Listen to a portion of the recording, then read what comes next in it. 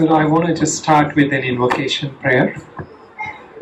Om Sahana Vavatu Sahana Bhunaktu Sahaviryam Karavavahai Tejasvinavaditamastu Ma Vidvishavahai Om Shanti Shanti Shanti Mangala Mangalye Shive Sarvartha Sadhake Sharanye Trayambake Devi Narayani Namostute.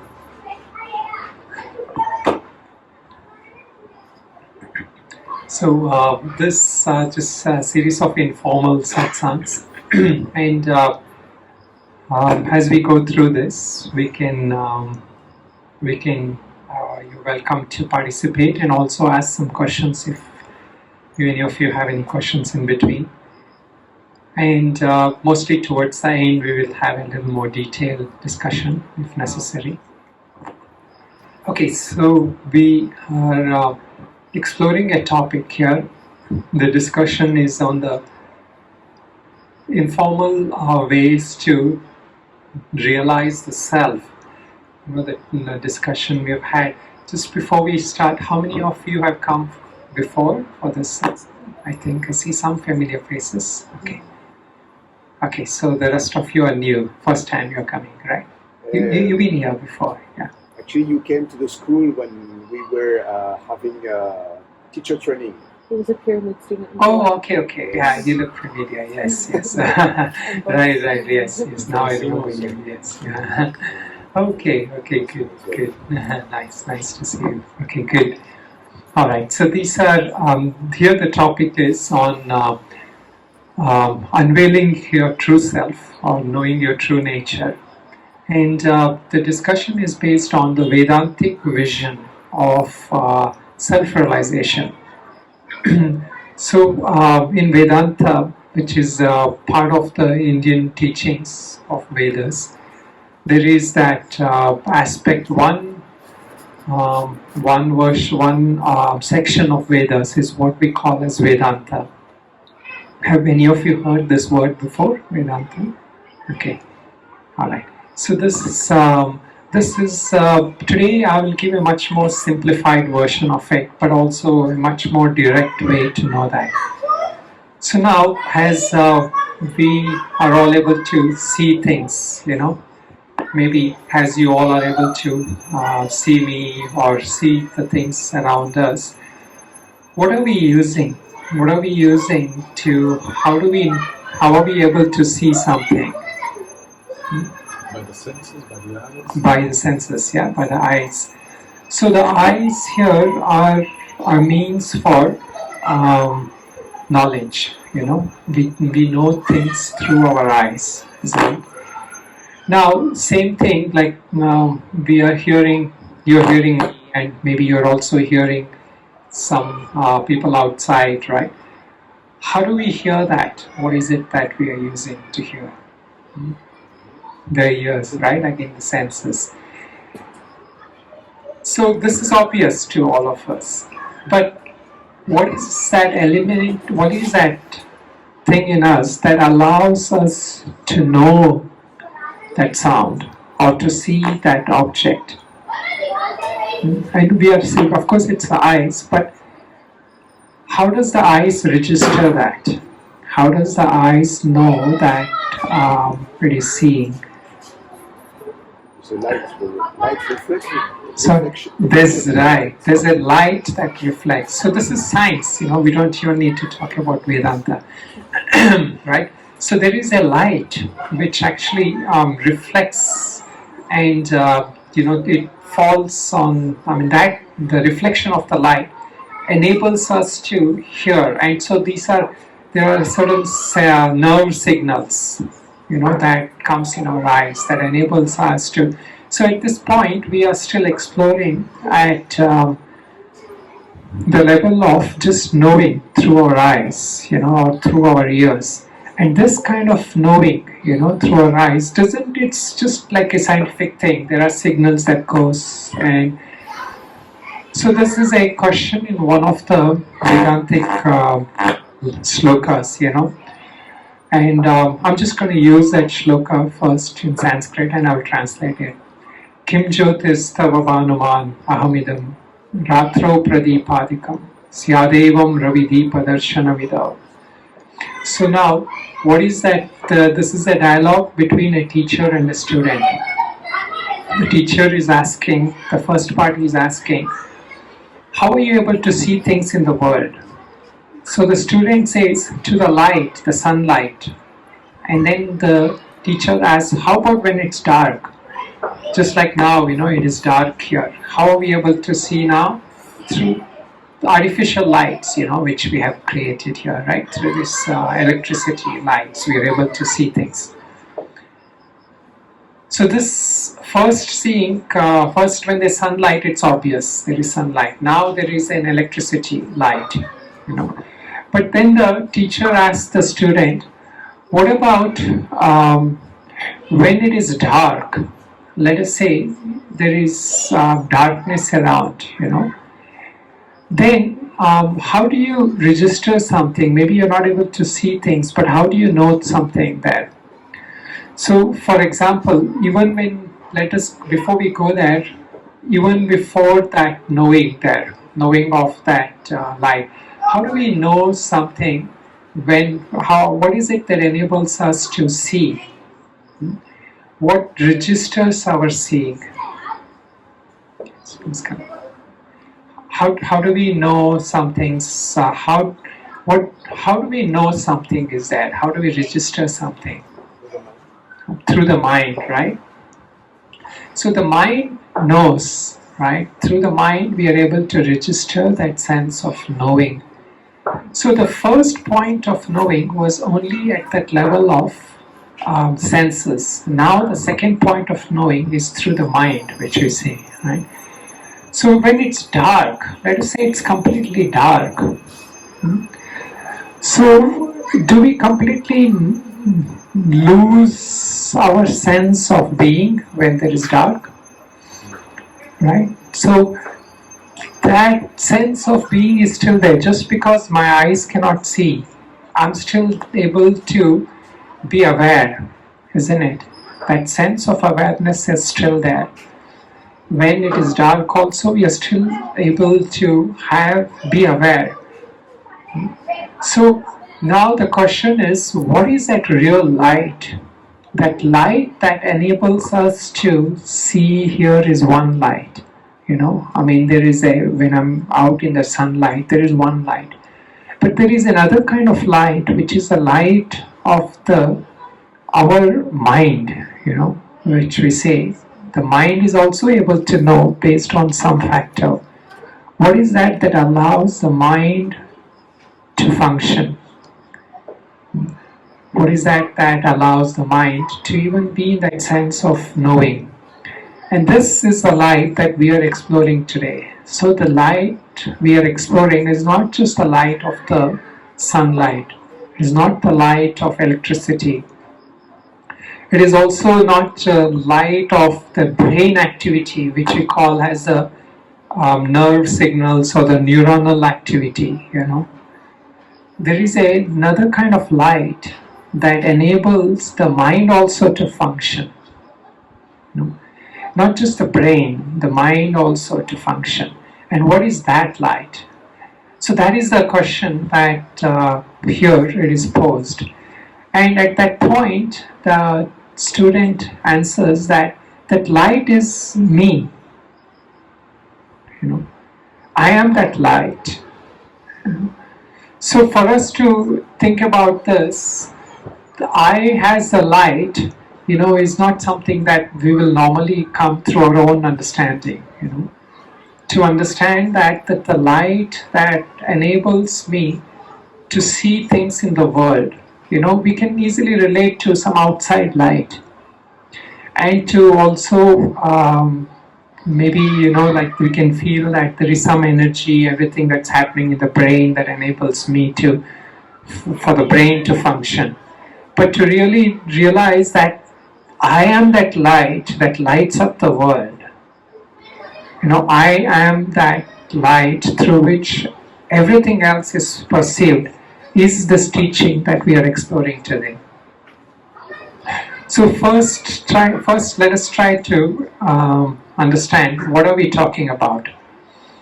So we are familiar with three states in our day. One is that state of being awake. What are the other states anybody can think of? Dream state. Dream state, yeah. Dream state and deep sleep state. Okay, so these are the three states, of our daily life. So the waking state, in the waking state, we are aware of the light, isn't it? We are aware of the outward light, the sunlight, the electricity light, through which I'm able to see things. Like here now, I feel that I'm awake when my senses are functioning. So my senses are completely active during this waking state. Now, when we come to that dream, when we are in that dreaming state, is my eyes functioning in that dreaming state? Anybody feels like no, right? Or everybody agrees? The eyes.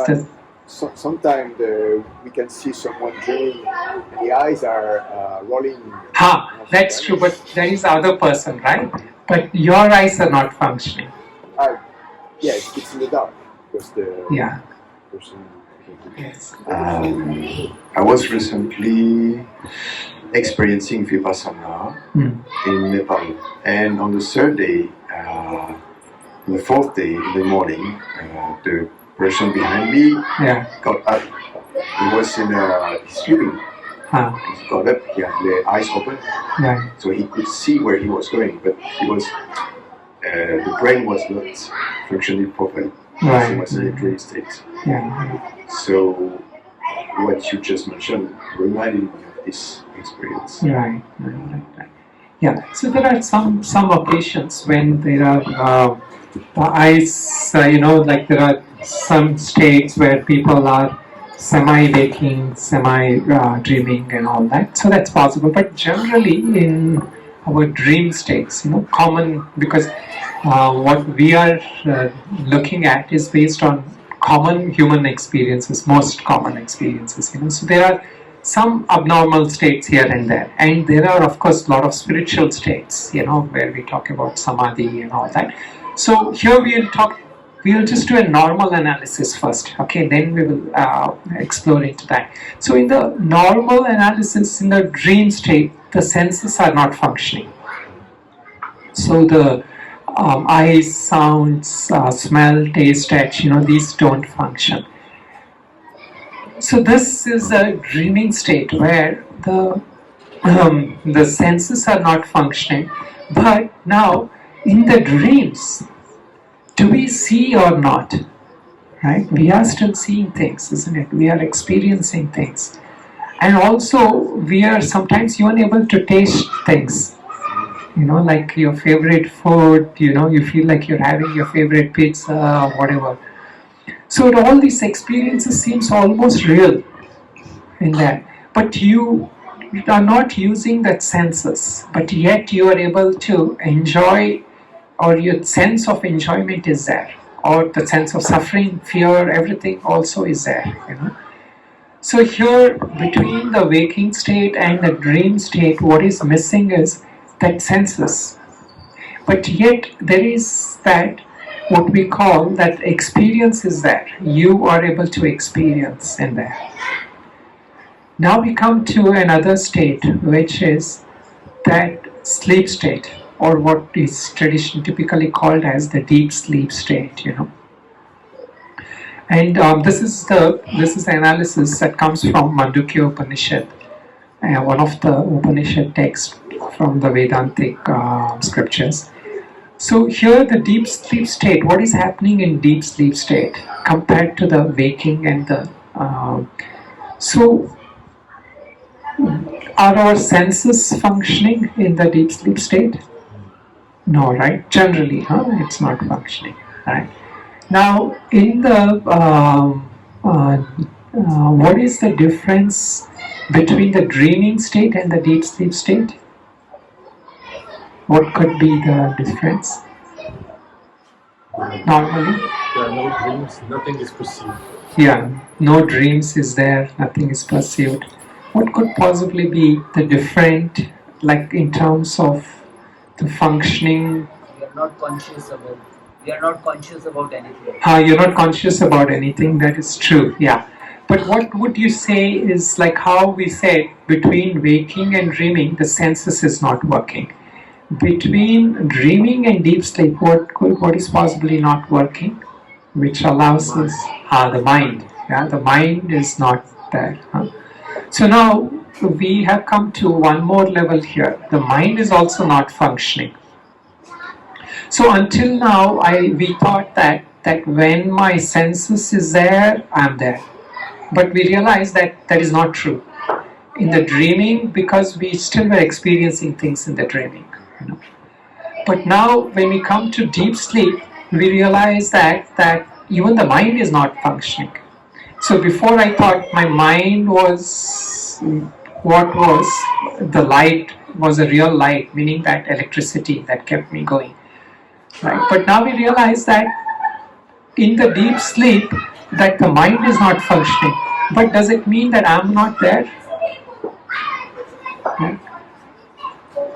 Like, is it? Let us compare it to somebody who is dead. How is the deep sleep possibly different from somebody who is dead? There's still a heartbeat, like Breathing. The breathing is still there. yes. Yeah.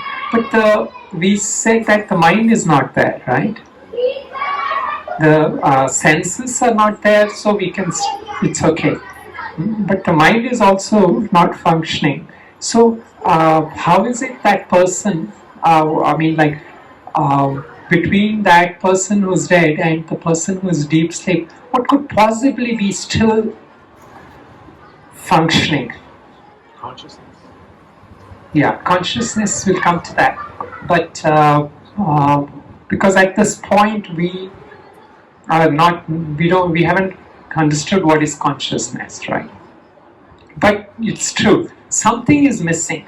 Maybe we can say that. There's something that is missing in a dead person, but in a person who is in deep sleep, it is still there.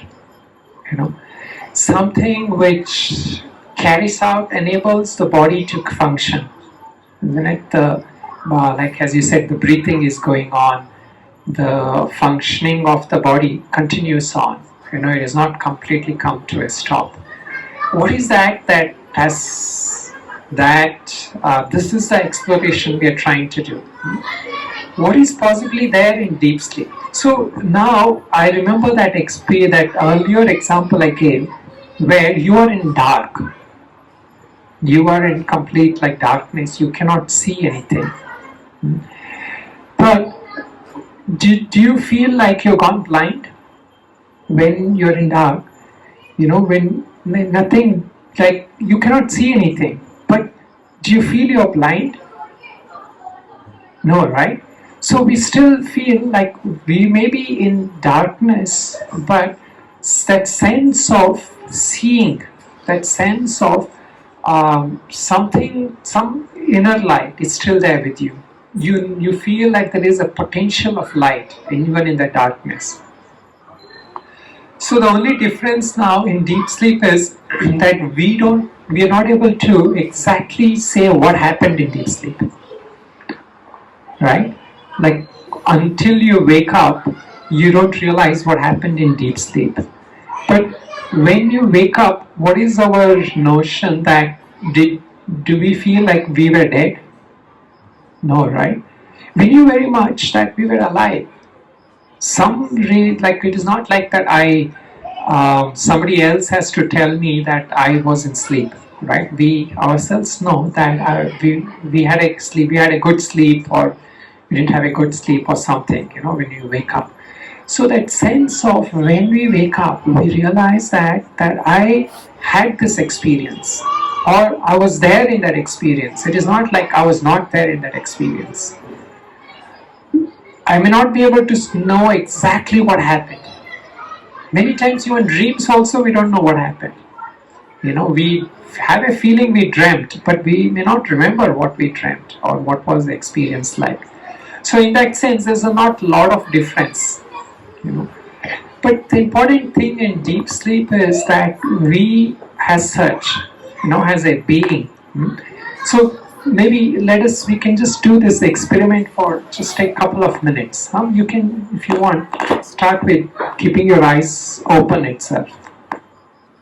So the first experiment is that as you are seeing things, as you are becoming aware of whatever things, you don't need to fix your mind on, concentrate like how we do in meditation. So these are more Vedantic kind of meditation where you don't need to block your experience. But we try to go deeper in our experience, just as you are seeing, you are hearing and having this experience. Can you try to disconnect from that content of that experience and try to see that what is it that makes you aware of that experience? Such as if you are seeing me, or if you are seeing or you're hearing some sound like my voice or somebody else's voice. For a few seconds or a couple of minutes, disconnect from that content of what you're seeing or hearing and try to see what is it that enables you to be aware of that.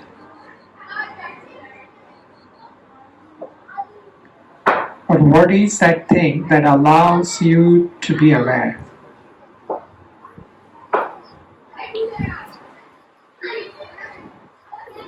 Now for a few seconds you can close your eyes. Okay. You can just try to feel that everything is dark. You are not seeing through the eyes anymore.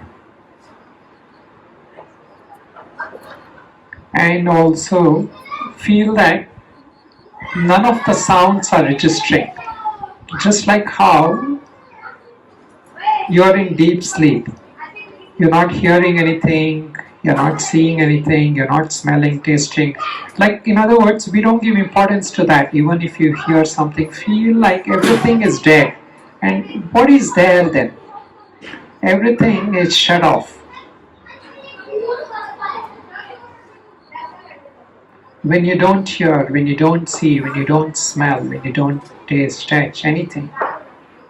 Or rather, we just like how a yogi would sit in meditation, all this have gone away. What is there? That power of attention, we are trying to see what is there when nothing is, I can perceive.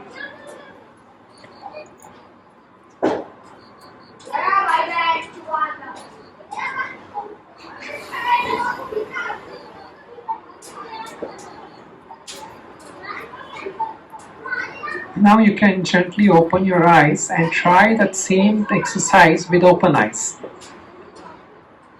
You are seeing things, you may be hearing things. Now try to see that how am I aware of this?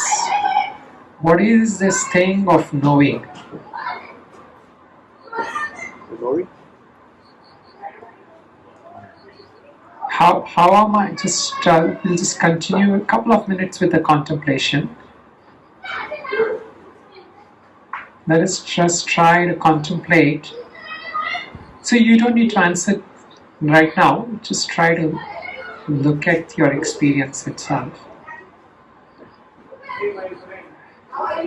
That sense of experiencing something through the eyes, or hearing something or somebody.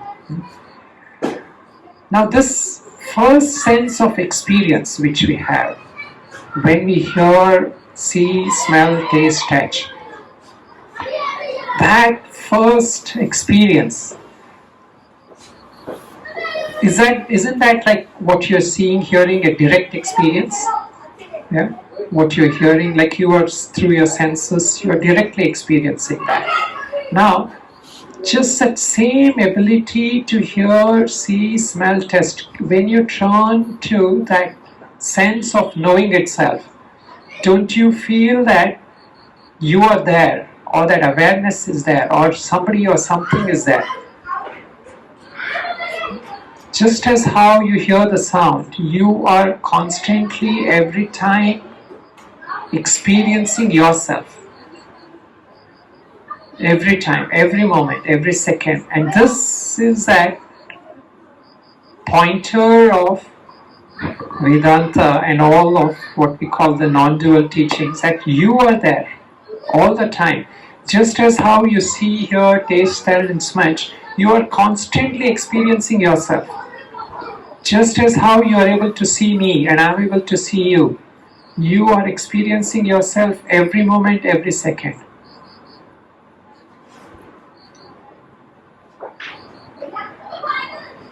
Now, if you try to reflect, think back on your experience, whether now or whatever your daily experience, okay? Now, one more experiment we will do, and then we can interact if any of you wants to talk. So the first thing is like, think of, with open eyes or closed eyes, whatever works for you.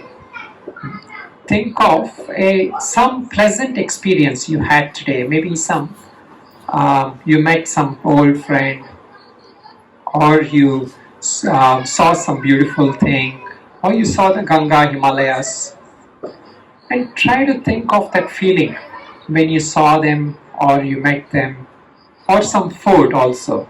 You were happy. Now, one more experiment.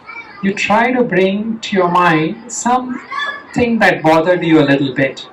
Maybe your some loud honking, or somebody cut your way, or that food you tasted was not pleasant, or something.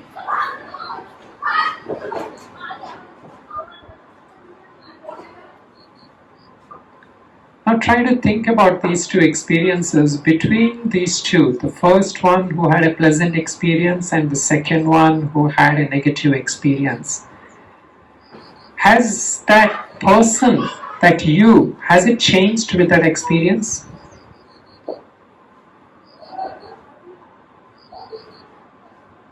The you who experienced that positive feeling and that you who experienced that negative experience, has that you changed?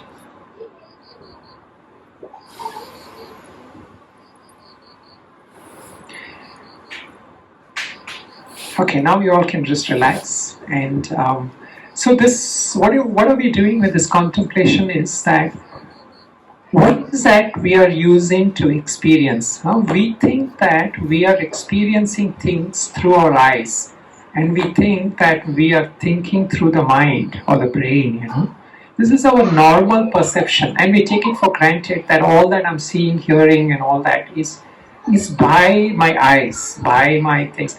It is true that if my eye is defective, I cannot see, but that real power of seeing, what we call as the true light of being. What is that true light of being? That true light of being is not the senses, is not the eyes. And the true light of being is also not the mind.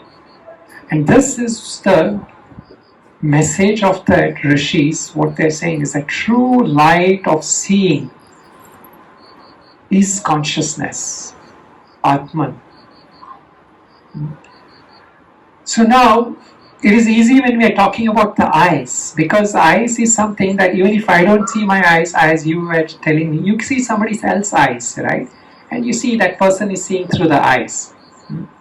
And if somebody else is, if you are not able to hear, you see somebody else hearing, and you see that person is listening through his ears or her ears. But now when we talk about consciousness, it's a little more subtle. Why? Because I cannot see others' consciousness, right? Like I can see somebody's physical body. Of course, the sages of India, or the sages or Rishis, they are able to see the consciousness. But for most of us, most of human beings, we can only see others' bodies. So I cannot really pinpoint and say that the true light of this being is consciousness, It seems almost like that such a statement doesn't have validity from my experiential level. Just as how I can taste a food, I'm not able to taste consciousness. So this is where we take the support of the Rishis, the pointers they gave us. Until that, it is not a blind belief like another religion. Like I don't have to say that this I have to buy it and I have to live it, believe it. We just using the help so that we can experience what they experienced. We can realize what they realized. So the fundamental reason why we are using the scriptures, why we are using the pointers of the Rishis, is so that we can come to that realization ourselves, where just as how I'm seeing something outside, I'm able to see my own consciousness. And living in this state where I'm constantly seeing my consciousness, knowing my consciousness, is what we call a self-realization. That self through which I'm able to perceive everything else, that through which I'm able to see, hear, taste, that, is that power of self. And this self is this, what we generally is written in English with capital S. This self is that Chaitanya, consciousness, which we say, that power through which this is the consciousness is what allows me to be conscious of everything else. It is the power of the consciousness, or it is the consciousness itself that gives power to the mind. The consciousness gives power ultimately to the eyes, ears, everything. Okay, so now I'll say one more point, and then if we can have some discussion on this. Another point is, why is it that I'm not able, if this is true, that the power for my eyes is consciousness, if the power for my mind is consciousness, why is it that I'm not able to see that consciousness? So this is where we are trying to understand and realize that the power of that consciousness comes, where is this power of the consciousness, and why is this power of consciousness obstructed? Okay, so before I go into that, anybody wants to say anything about this experiment which we did, or any questions or comments? Yes, please. You can use the mic so that I can. There. Thank you, Swamiji, for the very nice talk. I have some confusion, so Yes. I'd like to just ask a question. The state of body and the mind and the intellect and Atman. Yes. So when we aware about this world that you, the second exercise you told us, then you feel that your body is like working, your mind is working with the thoughts, and you are like seer, you are watching this all this around you, but you are not involved in these things. Right. So this is the state, you can say that this your conscious state. Yeah. But when we do some good thing, some bad thing, something, anything, so what is the power that like body is working, mind is working, Yes. and who is doing, like the consciousness is doing, or the mind is doing, or like because of the mind body is doing?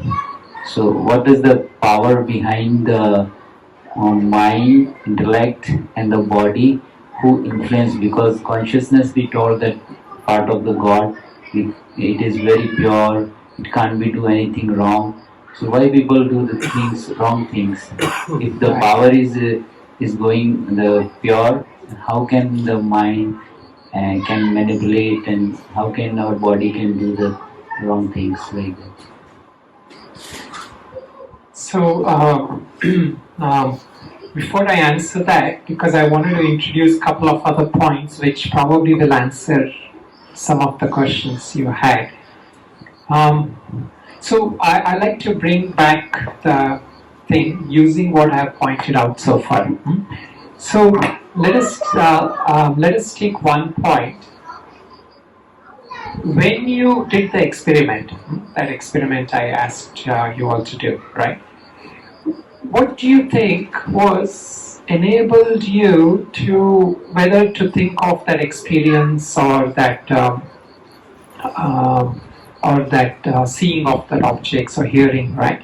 What do you think enabled you to do that hearing? I mean, in a common man's language, huh? Right now we don't need to go, because then I have to quote scriptures. The moment I quote scriptures, then we will not be anymore at the experiential level.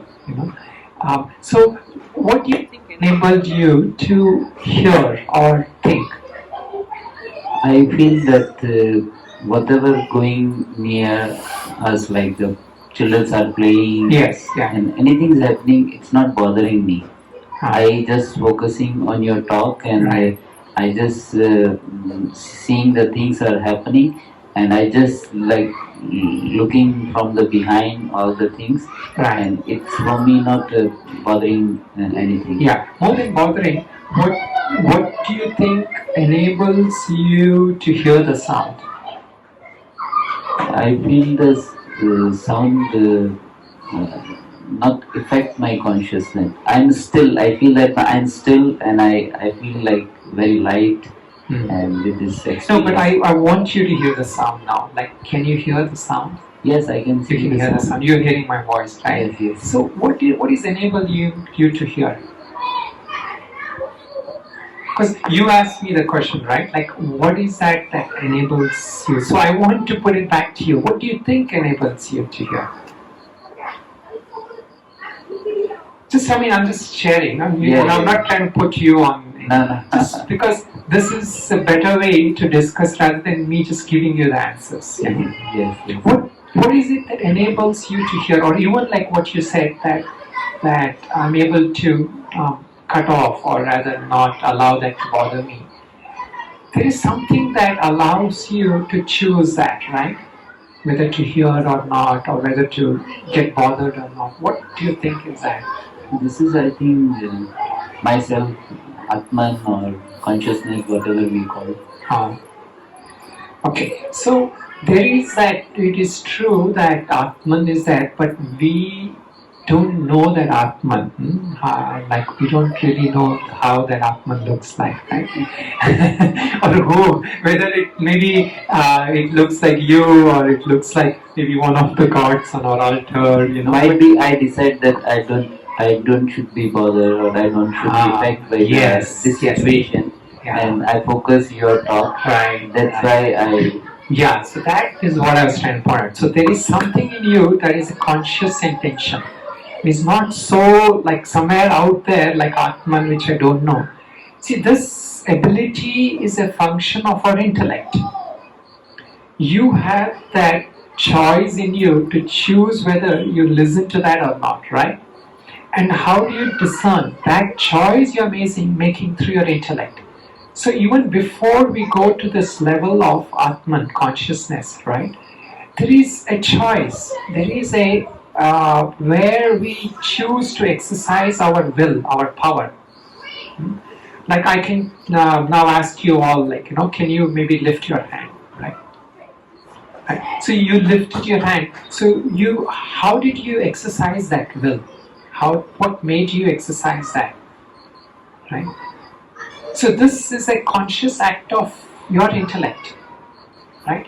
So we don't have to blame the Atman for bad things. At the same time, the Atman doesn't take credit of good things also. The one or the thing that takes good, that does the good or bad actions is not the Atman, it is the intellect. And this intellect is what also stands in the way between what we call as Atman and what our mind and our body and all that. So, and in reality, this is what we are trying to say. Like when I told you, you are constantly in touch with yourself. Just as how I see you, you are always in touch with yourself. Because, say for example, you are, if I were to ask you, um, um, what job you do, right? Like, and you would tell me, like, okay, I'm a manager or whatever job you're doing, right? See, but tomorrow that you're no longer in the job, you either quit or resign, or they have asked you to go, whatever, and you just decide I'll be a hermit in Rishikesh, and you come, But now I ask you here that, oh, you are a manager. So now that you're not there anymore, will you say that you are not there, or I'm no longer a manager? I'm not Longer a manager. But you will not say that I'm not there anymore. You will still say I'm there, right? So see, the sense of I, you're always in touch with that.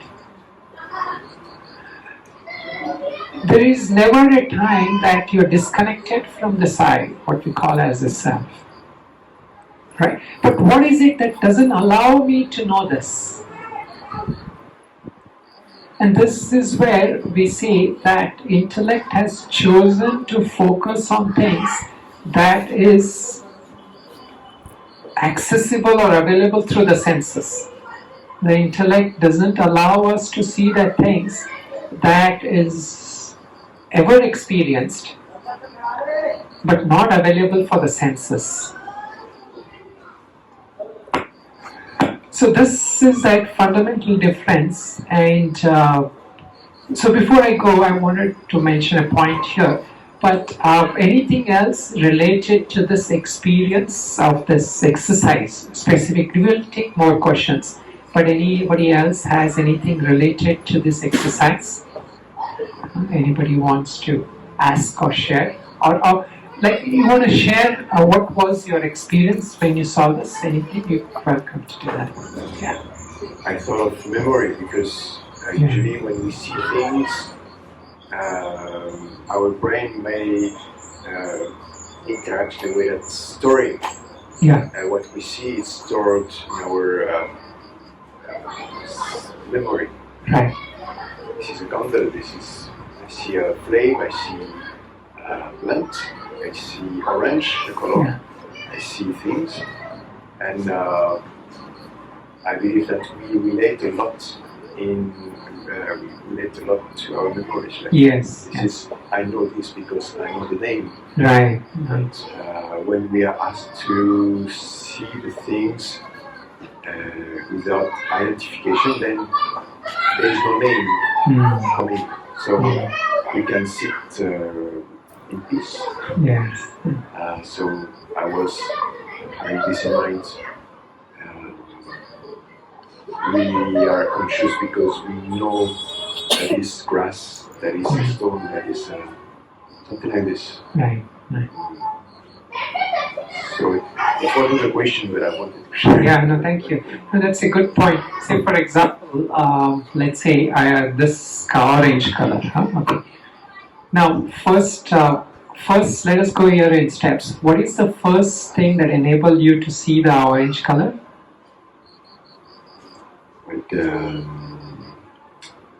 First the light. The light, yeah. Or your eyes also, right? The light and the eyes, they and then you see that. So when you saw that, did you know it was orange color?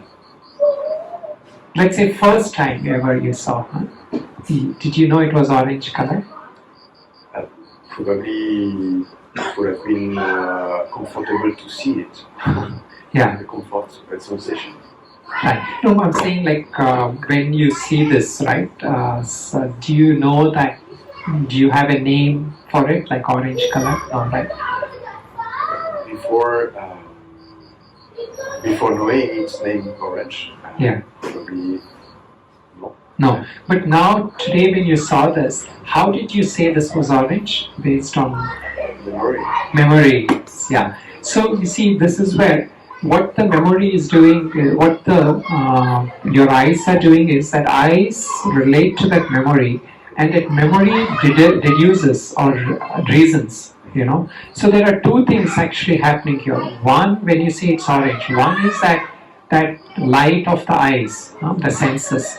The other is that what we call as inference, based on your memory. Like, reason, you say, okay, I saw this that time and I see this now. So you kind of bring these two together and say, then somebody told me it was orange and now this is orange. So you see, all this is going on through in the mind, So this experience which we have of seeing this orange, okay, it's not just based on senses. There is also a mental activity that is going on, So now we take one more thing. There is one thing that is common in your seeing and in that recalling of memory and deducing it.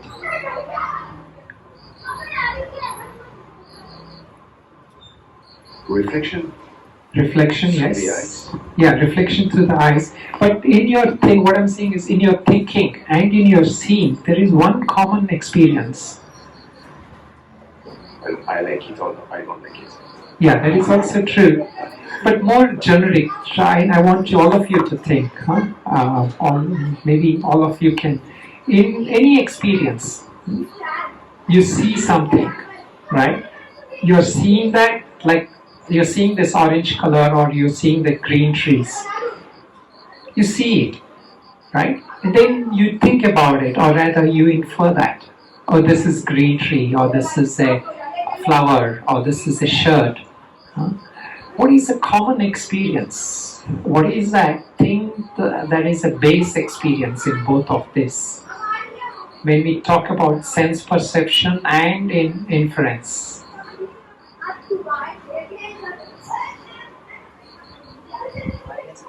Huh? I-ness, yes, okay, that is true. I-ness is there, yeah. But a little more lesser than I-ness, how would you say that?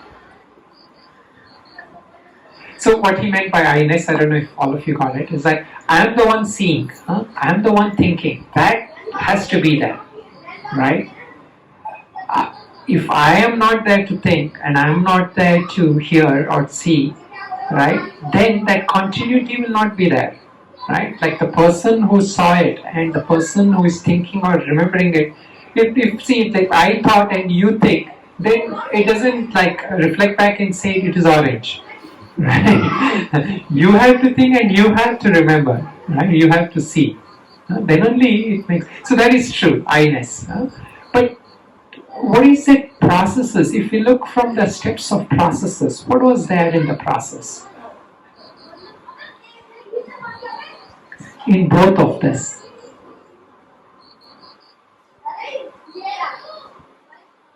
You can guess if it's right or wrong, it's okay. It's not like, whatever you say is still right because at some level it is right. Subject and object? Subject and object, yes, yeah, that is close, yeah. Subject and object is there. There is a subject and there is an object.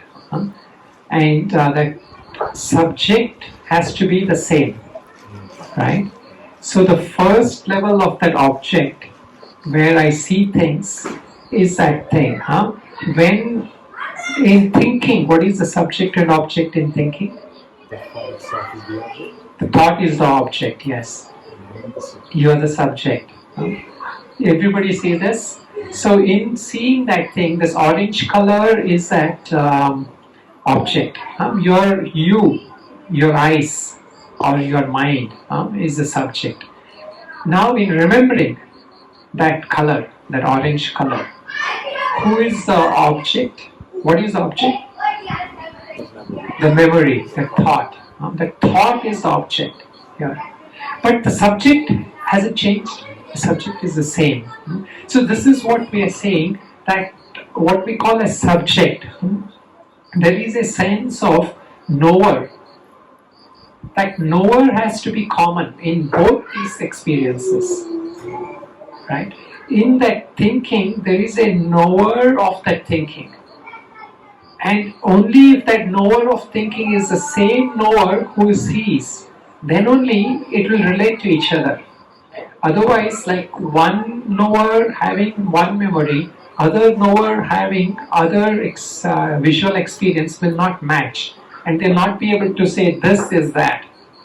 That this orange is that same orange I saw long back, So this common experience here of that subject, that same subject, seeing and thinking, is what enables that knowing to happen. Now, this knower, is this knower experienced?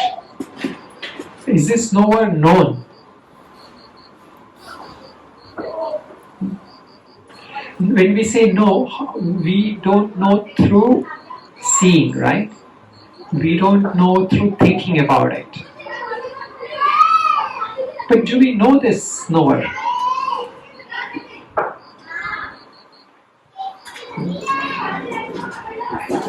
Huh? We feel it. We feel it, yes, yeah. So we feel it, but we cannot think about it, right? Like I cannot remember this knower as such.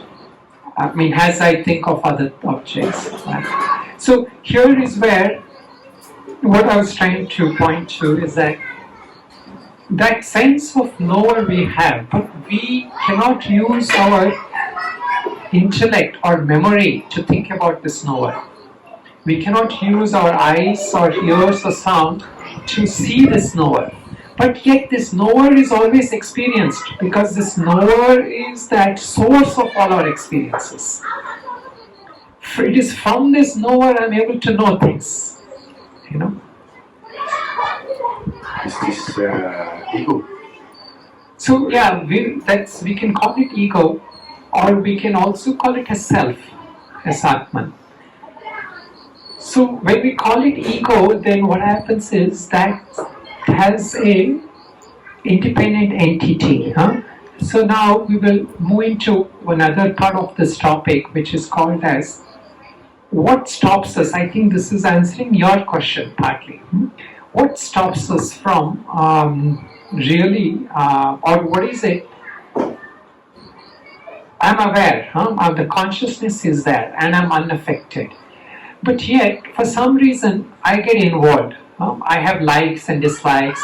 I do good things, I do bad things. So all this is happening.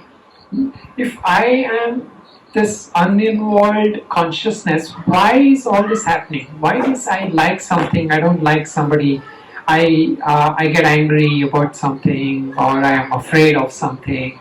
Why is all this happening? If I am the pure unaffected consciousness. So here in our Vedantic things, we say there is another force. And this is an explanation that is given, what is called as, the word that is used as is Maya. Maya is that word that is used to explain that the sense of in the ego, or the sense of or this character of me, which has this likable and unlikable personality. Like I am sometimes very good to people and sometimes I'm very nasty. Where is all this coming from? What is the source of this? So to understand this, we can call as, of course, on a more individual level, we call it as samskaras or habitual tendencies. But what is causing all this is also a deeper thing, what is called as Maya. Now, so what is the role of the Maya? So that there are three things which we say, the role that's happening. One is that what I was experiencing, I'm always experiencing myself. This ever experienced thing, is now broken into a subject-object experience. So every object I experience becomes an individual experience for me. Okay, so here is where my I has this consciousness, I'm separate from you as consciousness. So what I experience is different from your experience. So this is the role of Maya. Everything is broken down into a subject-object experience. Now the second thing, I'm going to explain these three things and then we can discuss. So the second part here is that what I was telling you, when I experience through my senses, I see things, I hear things, all this is happening externally, outward, right? Now that experience of hearing, I say that sound is there of the kids are making noise. I hear that sound. But really, where is that experienced? It's in the mind. Yeah, in the mind, right? So we are actually experiencing internally, but we feel that it is happening outside. So this is the way Maya works, or this veil of projecting power of Maya makes us feel there is a world outside. That this world outside is real because I hear that outside, I see you outside. Now, this is what Paranchikali, Vratirakt Swayambhu, the Upanishad says, that senses, that force, what is it doing? It is turning my attention outward. It is making all this projection seemingly outward. So everything I'm experiencing seems like it's happening outside. But if you really look at it, here is where Vedanta uses the analogy of dream. In the dream, you feel you're experiencing everything. At that point in your dream, if somebody were to tell you that you're dreaming, you wouldn't believe it, right? At that point when you're dreaming. But when you wake up, you realize it was a dream, isn't it? And where was all that you experienced in the dream? It was all in the mind, So when you wake up, you realize all that dream was in my mind only, So this is what it's doing, that what is an internal experience is seemingly projected outward. And then what happens when it gets projected outward, everything becomes independent. There is no unity of experience. I no longer am able to experience all of us as one. I feel that I am different because my experience is different from your experience. So what this Maya does is that what we talk about consciousness, that oneness of that consciousness, it makes it into many. And this is the third thing. What is the third thing that Maya does is that one thing is divided into things. So everything has a name, it has a form. Through my eyes, we see, and as we all know, I'm using the sight because science says that it is the strongest of our senses. 70% of our perception, is through the senses. So the sight is the most powerful thing. What is the sight doing? It is giving a form to everything, and based on that form, I'm kind of giving a name. Like this is a lamp. I gave a name to that. That what I saw, I gave a name to that. Now that has become a name. It has a name. It has a form. So now the next time my mind sees it, it doesn't see it has just has a light of itself. It says it's a lamp. Say yellow light or a blue light or whatever. So the mind starts categorizing.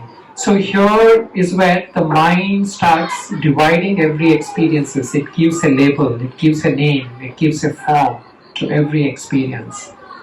So this Maya, this role of Maya is that it does these three things. It gives us the subject-object experience. It gives us this one and many.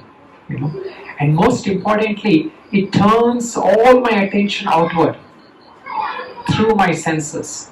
So I am living only when my senses are operating, meaning or my mind is functioning in that sense. So that state of deep sleep, we are not conscious. Why? Because we are so used to having our sense of living only when I'm waking, only when I'm seeing, hearing, tasting, touching, or my mind is dreaming or functioning. But for a sage who has awakened to his real self, you are in deep sleep. That sense of I-ness or that sense of experience, that source of experience is not gone. And this is the fundamental way. It is like here, we don't even need to talk like how in yoga we say only when you come to samadhi you realize that true being. Here in Vedanta, just by sense of subtle inquiry, deep inquiry, we can come to this realization that I has the source, that I amness, that awareness, the true awareness, before it forms into an ego, into a subject-object relationship, that I as the source of that experience is never lost. It is ever experienced. It is as direct an experience as I'm seeing something. And the more we understand and we are able to abide in this constant sense of being in touch with ourselves, it's what is called as self-realization. Self-realization is knowing yourself all the time, just as how you see, hear, taste, touch, and smell.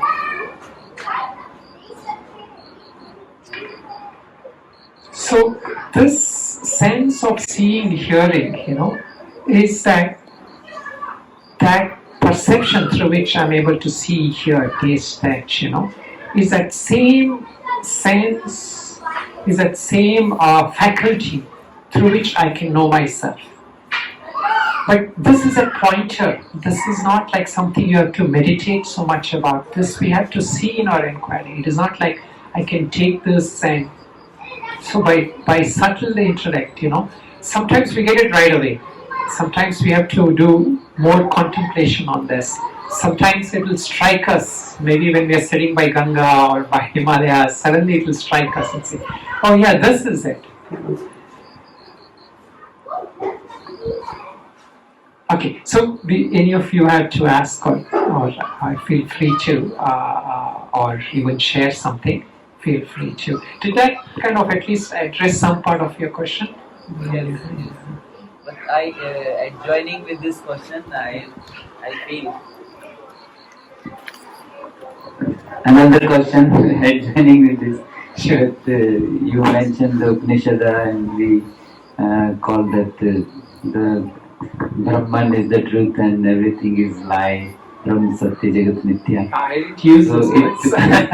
No, another Upanishad quote you give, Right. but this belong what I feel that these which make me aware that I am all the time and everything is happening.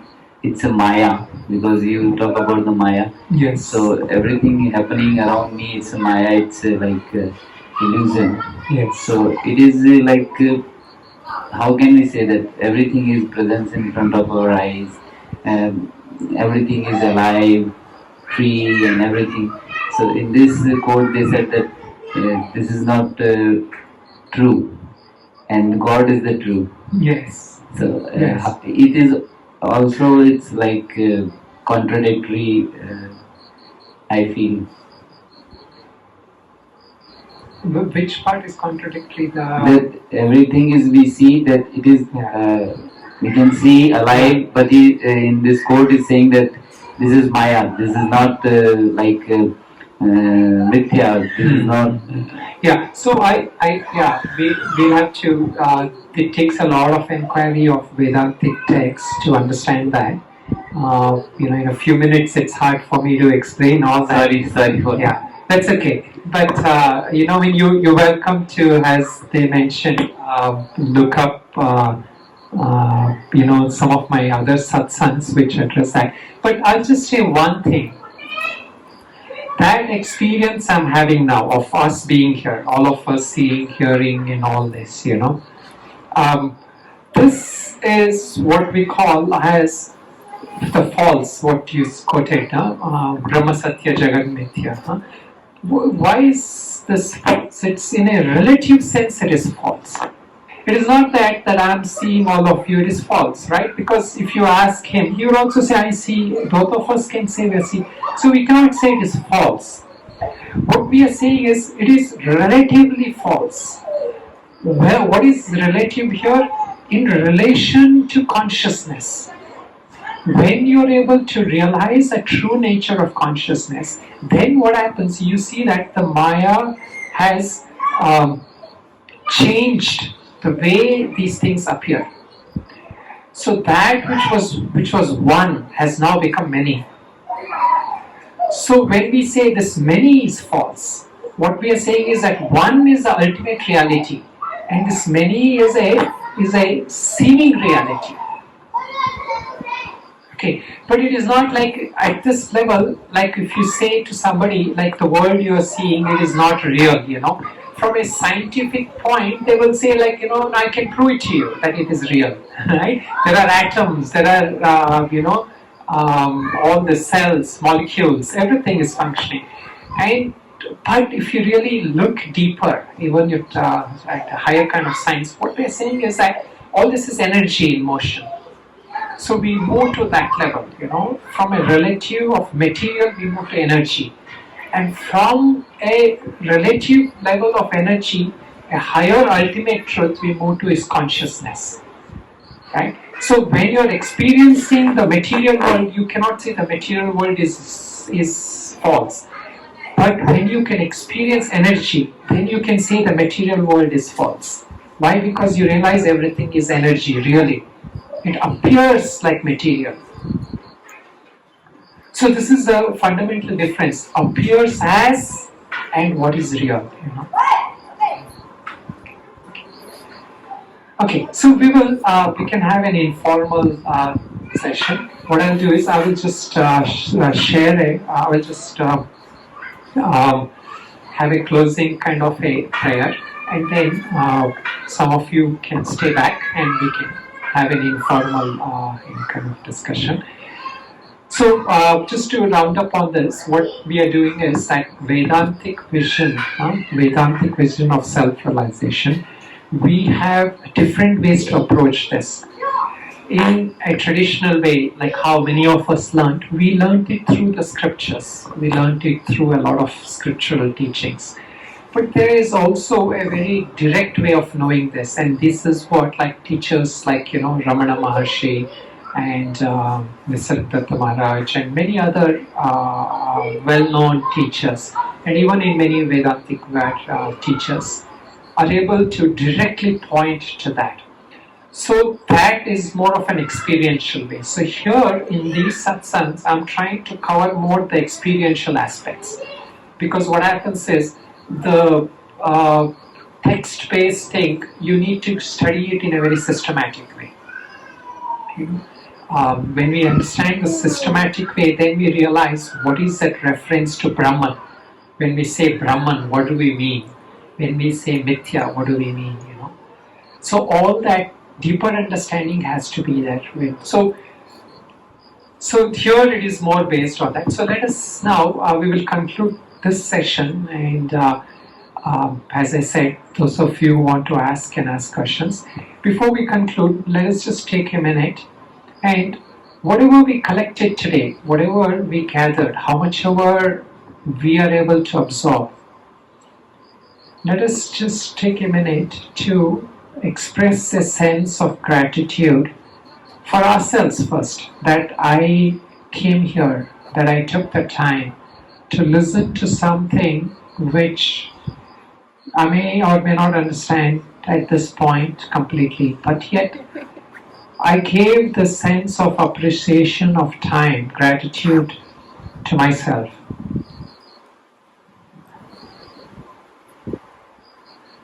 The next sense of gratitude is that we give to this, what we call as nature, the forces of nature that allow us to be here, participate in this. Fortunate that, the forces of nature cooperate with us.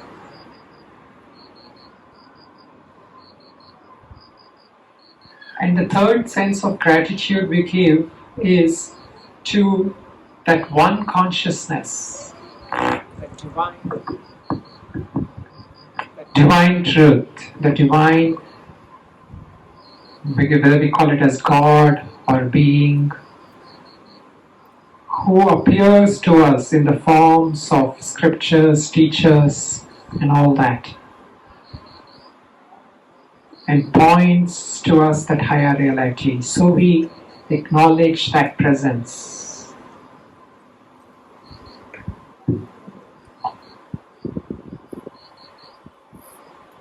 And keeping that in mind, we will say a prayer, a closing prayer. If you know the prayer, you can join me. Om Asato Ma Satkamaya Tamaso Ma Jyotirgamaya Mrityorma Amritam Gamaya. Om Shanti Shanti Shanti.